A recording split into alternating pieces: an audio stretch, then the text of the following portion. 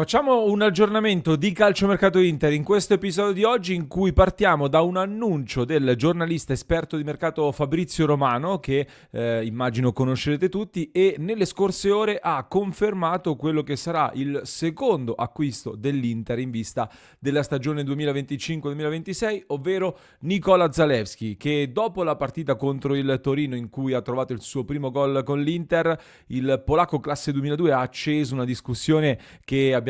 portato avanti anche nel club di Passione Inter, dove ci siamo chiesti: ma va riscattato oppure no questo giocatore? Ecco, la notizia è che il riscatto da parte dell'Inter, salvo veramente clamorosi colpi di scena che non ci aspettiamo, arriverà e arriverà nel giro delle prossime settimane. E a questa notizia che ha lanciato poi Fabrizio Romano posso aggiungere dei dettagli che ho raccolto in queste ore, discutendo anche con alcuni colleghi che sono molto informati su questa vicenda e sulla Roma. E allora, ben ritrovati innanzitutto, amiche e amici passioniteristi, in questo episodio di oggi. Vi invito a lasciare un mi piace, se non l'avete ancora fatto clicca sul tasto iscriviti, così non vi perdete neanche uno dei nostri contenuti con cui vi portiamo aggiornamenti ogni giorno e non solo. E dunque l'Inter,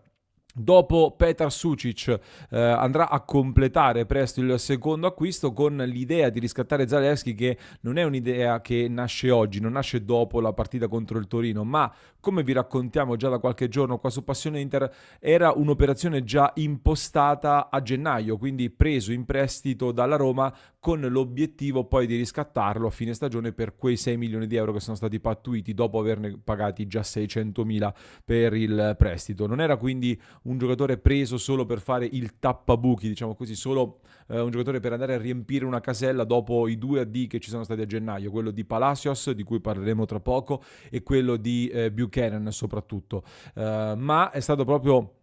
una scelta precisa e ponderata, quindi con tra l'altro anche una forte spinta da parte di Simone Inzaghi, che l'ha voluto fortemente nella sua Inter. Tra l'altro,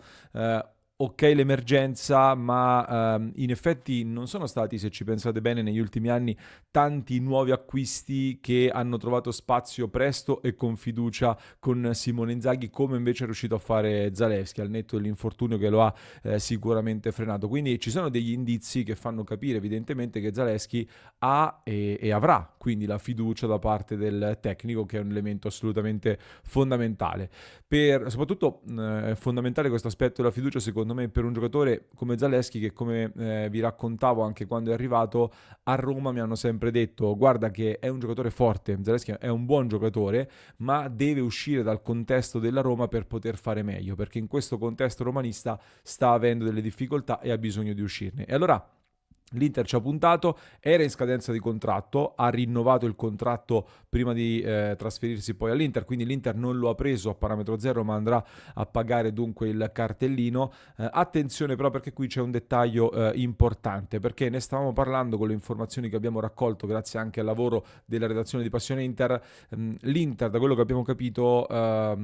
diciamo, tra le varie cose per cui ha deciso di investire anche questi 6,6 milioni di euro complessivi che verranno pagati alla Roma, c'è anche una motivazione aggiuntiva, ovvero che è sicura che questo giocatore valga di più. L'Inter ritiene che Zalewski valga più di questi 6,6 milioni di euro totali che vengono investiti per il cartellino, quindi è sicura che si possa valorizzare mettendolo nel contesto Inter, e che quindi potrà diventare anche, diciamo, chiamiamolo un asset in termini di player trading, di cui si parla tanto, comunque di quella valorizzazione del patrimonio che Marotta sta dichiarando e ripetendo più volte nelle ultime dichiarazioni, nelle ultime settimane, ma già da diversi mesi ormai.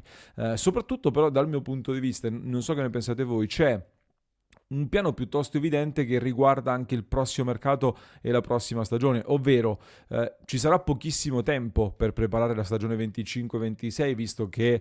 se l'Inter arriverà in fondo al Mondiale per Club si giocherà fino al 13 luglio, la finale del Mondiale per Club è il 13 luglio, con il campionato che poi partirà 23-24 agosto, quindi l'Inter tornerebbe dagli Stati Uniti con un mese per preparare la nuova stagione, e ci dovranno essere dei giorni di vacanza, immagino, nel mezzo, quindi lo spazio è veramente molto molto compresso per preparare la nuova stagione. E allora la dirigenza si sta già muovendo in largo anticipo a partire dallo scorso gennaio, e sarà protagonista poi soprattutto nelle prime settimane di questo mercato, grazie anche ai grandi ricavi che stanno arrivando dal cammino sportivo di questa Inter, che permetterà di avere un mercato un po' più aggressivo rispetto a quello a cui siamo abituati. E dunque, già preso Sucic, come diciamo, dalla Dinamo Zagabria, Calabria, Zalewski che è stato preso a gennaio con l'obiettivo quindi di inserirlo immediatamente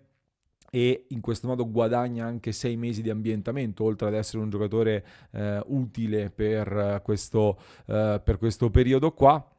Si lavora adesso su altri profili, un difensore come De Winter che come vi dicevo sta prendendo quota ma non è detto che sarà lui il colpo in difesa, si lavora anche su un attaccante, assolutamente sì, e si sta stringendo poi soprattutto per Luis Enrique dal Marsiglia, questo esterno brasiliano, un ala riconvertito a quinto di centrocampo anche se il Marsiglia gioca a 4, quindi laterale destro di cui abbiamo parlato in un contenuto che trovate sul nostro canale, giocatore che sembra molto vicino, soprattutto perché l'Inter ha già l'accordo con lui, c'è qualche difficoltà nella trattativa con i francesi, ma potrebbe essere a questo punto il terzo colpo dell'Inter in vista del mondiale. Dopo Sucic, il riscatto di Zalewski appunto potrebbe essere Luis Enrique. A tal proposito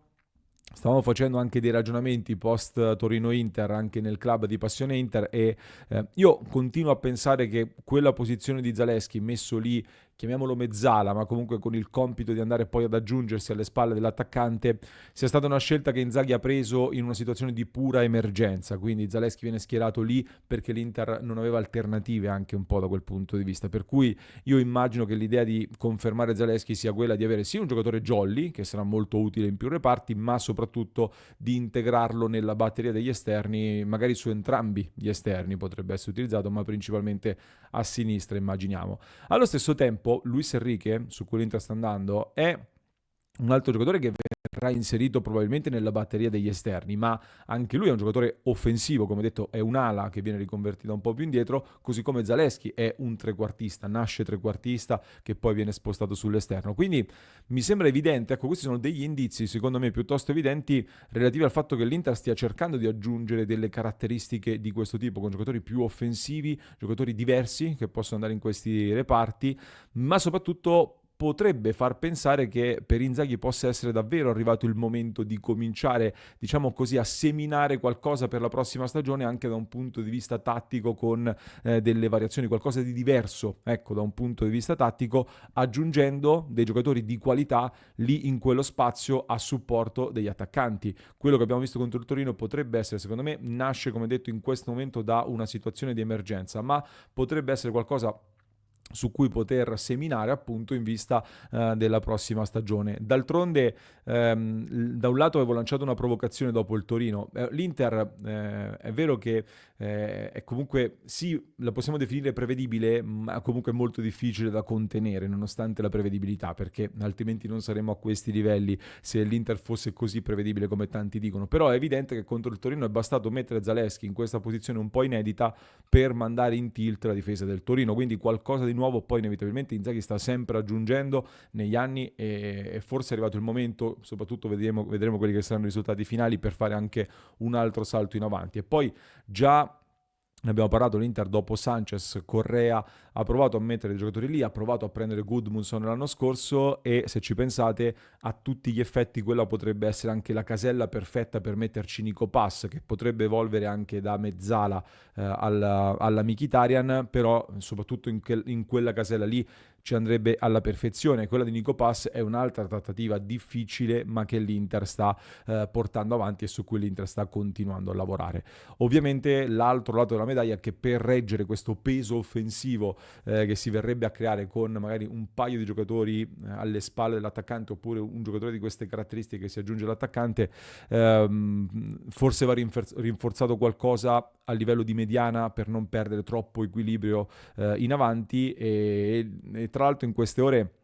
il Corriere dello Sport in particolare è tornato a parlare di Frendrup del Genoa, oltre a Ricci del Torino. Frendrup, non so se vi ricordate, ma nel club di Passione Inter a gennaio avevamo fatto, quando si parlava di possibile addio di Frattesi, io nella mia ricerca con gli algoritmi, i dati eccetera, avevo detto che per me Frendrup era il colpo perfetto per l'Inter, è un giocatore centrocampista del Genoa tra i migliori recupera palloni della Serie A, se non il migliore in assoluto, di grande valore, che è pronto a fare il salto e per me per l'Inter sarebbe veramente perfetto, ecco. Quindi mi piacerebbe, ecco, in quest'ottica poter avere un Frendrup da aggiungere ad un altro giocatore come Çalhanoğlu o come Barella stesso, sarebbe un bel centrocampo, ecco, da comporre con quelle caratteristiche lì. Vedremo se diventerà una trattativa concreta, mentre nel frattempo, chiudendo con le altre notizie di mercato, sempre Fabrizio Romano ha parlato di Palacios, il nostro Palacios che l'Inter poi ha ceduto in prestito al Monza dove è un pochino scomparso, e c'è un aggiornamento perché l'Eintracht Francoforte ma anche altre società stanno spingendo, stanno continuando a monitorare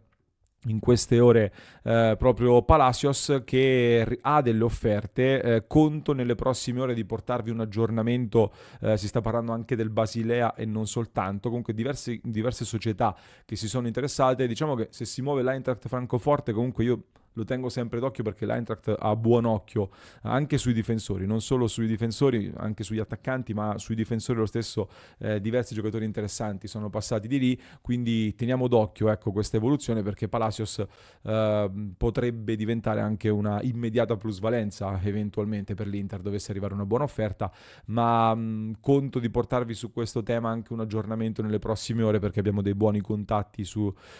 Palacios che poi svilupperemo magari in diretta alle 19:30. Fatemi sapere che cosa ne pensate anche voi di questi ragionamenti che vi ho portato anche da un punto di vista tattico su queste operazioni, con questi temi che poi stiamo sviluppando anche nel club di Passione Inter con la nostra community su www.passioneinter.club. E nel frattempo io vi lascio con un altro approfondimento che trovate in descrizione per chi ci ascolta in podcast, mentre per chi ci segue su YouTube vi basta cliccare qui.